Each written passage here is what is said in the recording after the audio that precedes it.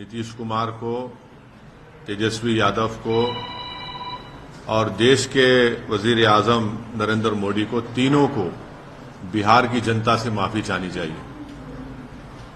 और तीनों पार्टीज ने मिलकर बिहार की जनता को जो बातें की हैं और जो वादे किए थे और अपनी पॉलिटिकल आइडियोलॉजी की बात की थी, उन सब तीनों ने मिलकर बिहार की जनता को एक बहुत बड़ा धोखा दिया है। और यकीनन इसमें सबसे बड़ा रोल है नीतीश कुमार का। नीतीश कुमार कल तक हमको गाली देते थे कि ओवैसी बी टीम है। अब नीतीश कुमार को शर्म नहीं आती उसी जगह पर जाकर बैठने के लिए जहां पर हम पर इल्जाम लगाते थे। और नीतीश कुमार ने पॉलिटिकल अपॉर्चुनिज्म कहना तो अंडरस्टेटमेंट होगा, उन्होंने हर चीज का रिकॉर्ड तोड़ दिया है और कोई उनकी बात का न एतबार है न भरोसा है। मैं शुरू से कह रहा था कि नीतीश कुमार फिर से बीजेपी में जाएंगे, मगर लोग हमारी बात को यकीन नहीं कर रहे थे। अब हम तेजस्वी यादव से पूछना चाह रहे हैं कि बताओ कैसा लग रहा है आपको? अभी आपने हमारे 4 एमएलएस को तोड़ा था, अब आपको कुछ दर्द हो रहा है सीने में? तकलीफ हो रही है आपको अपने भेजे में? अब आपको मालूम हो रहा है कि जो खेल आप हमसे खेले थे वही खेल आपसे हो गया। और तेजस्वी यादव और उनकी पार्टी धोखा दी है।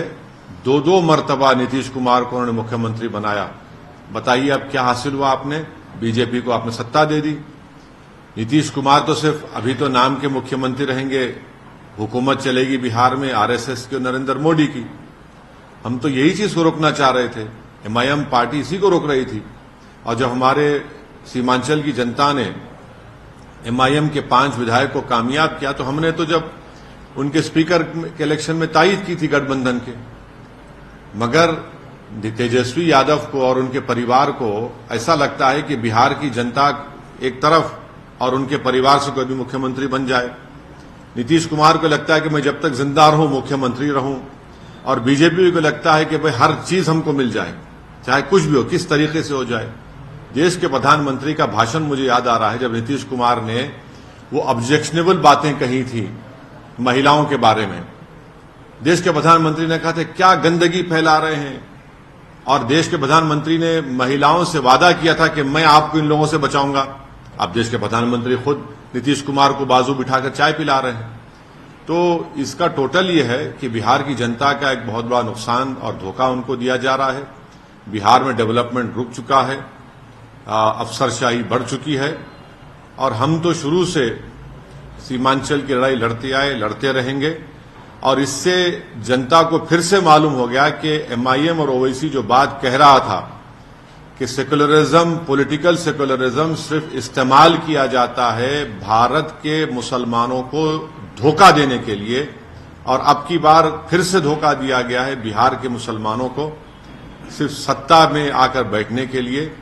मैं उम्मीद करता हूं कि न सिर्फ बिहार बल्कि पूरे देश के जो अल्पसंख्यक समाज, मुसलमान और जो हमारे सेकुलर जहन रखने वाले हिंदू, ओबीसी और दलित भाई हैं, वो देखेंगे इन चीजों को कि कैसे सेकुलरिज्म के नाम पर चुनाव में तो वोट लिया जाता है और उसके बाद फिर आपके वोट को ले जाकर आरएसएस और मोदी के झोली में रख दिया जाता है। तो उम्मीद करते हैं कि वो इससे एक इसका नोट लेंगे और उन पार्टीज का साथ देंगे जो आपकी पॉलिटिकल लीडरशिप को डेवलप करना चाहती है।